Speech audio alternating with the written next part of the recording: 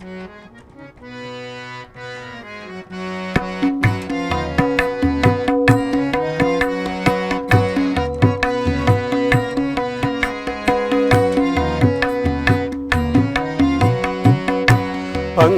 மஞாலத்து கரசரபிமான அங்கண் மஞாலத்து கரசரபிமான பங்கமாய் வந்து நில் பள்ளி கட்டின் கீழே பங்கமாய் வந்து நில் பள்ளி கட்டின் கீழே சங்கம் இருப்பால் போல் வந்து தலை பெய்தோ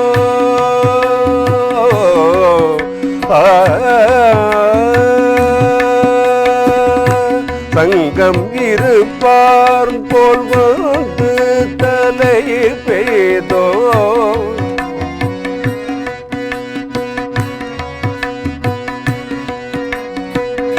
சங்கம் இருப்பார் போல் வந்து தலை பெய்தோம் கிங்கிணி வாய் செய்த தாமரை போலேயே கிங்கிணி வாய் செய்த தாமரை போலே செங்கண் சிறு சிறிதே என் மேல் விழியாவோ செங்கண் சிறு சிறிதே எம் மேல் விழியாவோ திங்களும் ஆதித்யனும் எழுந்தார் போல் திங்களும் ஆதித்யனும் எழுந்தார் போல் அங்கண் இரண்டும் கொண்டெங்கள் மேல் நோக்குதியே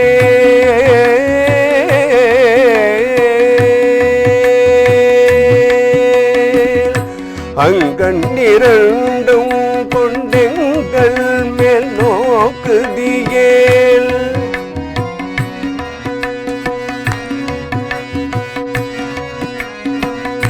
அங்கண் இரண்டும் கொண்டெங்கள் மேல் நோக்குதியேல் எங்கள் மேல் சாபம் இழுந்தேலோரெம்பாவாய் எங்கள் மேல் சாபம் இழுந்தேலோரெம்பாவாய் எங்கள் மேல் சாபம் இழுந்தேலோரெம்பாவாய்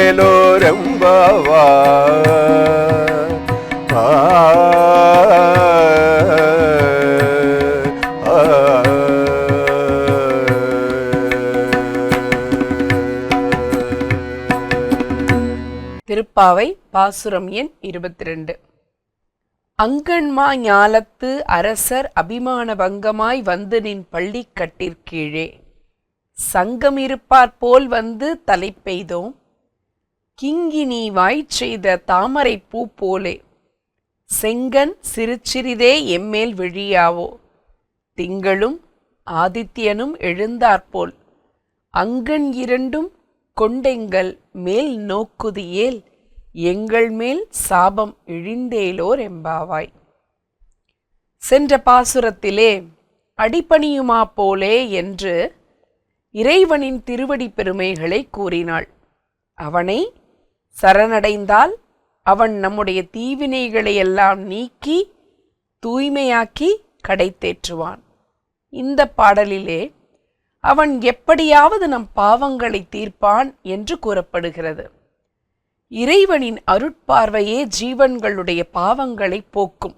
அதனால் இந்த பாசுரம் முழுவதும் பகவானின் கண்களின் அழகும் அவனுடைய அருட்பார்வையின் பெருமையும் மட்டுமே சொல்லப்பட்டிருக்கிறது.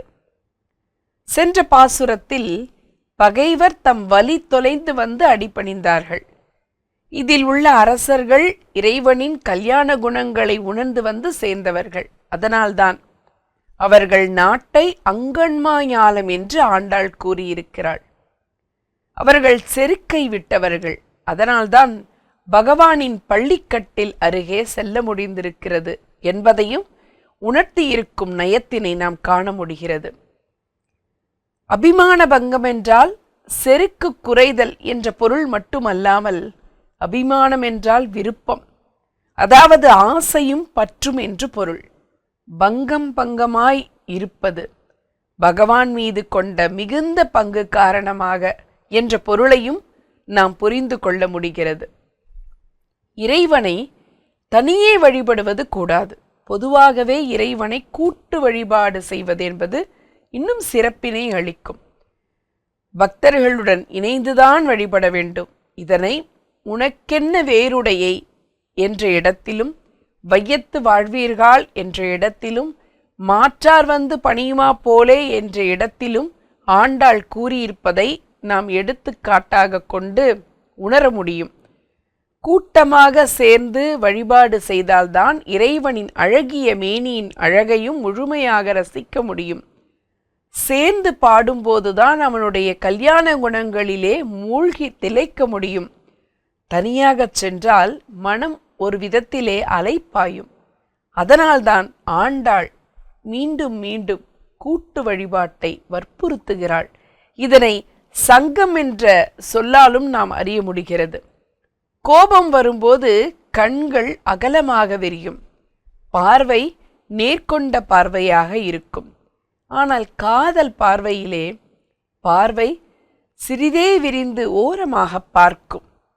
இதனை குறள் கூட குறிக்கொண்டு நோக்காமை அல்லால் ஒரு கண் சிறக்கணித்தால் போல நகும் என்று குறிப்பிடுகிறது. சிற்றின்பத்தின் வழி பேரின்பம்.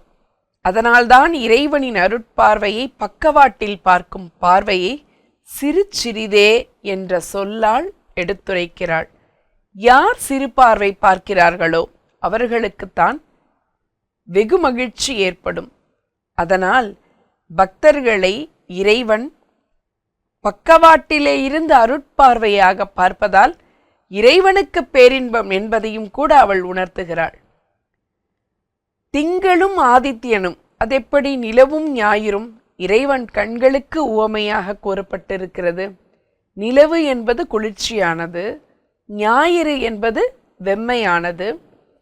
நடிகர்கள் கூட தங்களுடைய நடிப்பை வெளிப்படுத்துகிற இடத்திலே மகிழ்ச்சியையும் கோபத்தையும் அடுத்தடுத்து வெளிப்படுத்துவார்கள். எந்த நடிகராலும் ஒரு கண்ணில் மகிழ்ச்சியையும் மறு கண்ணில் கோபத்தையும் காட்ட முடியாது. ஆனால் இறைவன் காட்டுவான். நரசிம்ம அவதாரத்திலே ஒரே நேரத்தில் பிரகலாதன் மீது அருட்பார்வை கொண்டிருப்பான், இரண்யகசிபு மீது கோபப்பார்வை கொண்டிருப்பான். இதை கருத்தில் கொண்டுதான் இந்த உவமையை கையாளுகிறாள் ஆண்டாள். ஆண்டாள் பாவம் என்று சொல்லவில்லை. பாவம் செய்துவிட்டால் அதனை நீக்க வழி உண்டு. என்னன்றி கொன்றார்க்கும் ஈவுண்டாம் என்றார் வள்ளுவர். ஆனால் சாபம் என்பது அப்படியல்ல.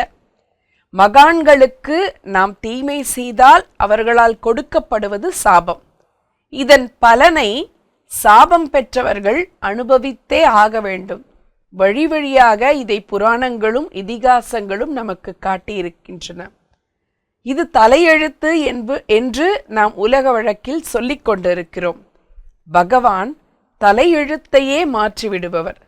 சிவனுடைய பிரம்மஹத்தி தோஷத்தை தம் வியர்வையால் போக்கியவர். அகலிகை பெற்ற சாபத்தை தன் கால் துகளால் நீக்கியவர். எங்கள் சாபம் தீர அத்தகைய பெருங்காரியங்கள் செய்ய வேண்டியதில்லை. எம்மை எங்களுடைய பாவை நோன்பை ஏற்றுக்கொண்டு நீராட்டினாலே போதும். அது கூட தேவையில்லை. அங்கண் இரண்டும் கொண்டு நோக்கினாலே போதும், எங்கள் சாபமெல்லாம் போய்விடும் என்கிறார்கள் ஆய்ச்சியர்கள். எம்பெருமானின் பார்வை சாபத்தையே போக்க வல்லது என்பதை உணர்த்தவே பாவம் என்ற சொல்லை பயன்படுத்தாது சாபம் என்று சொல்கிறாள் ஆண்டாள்.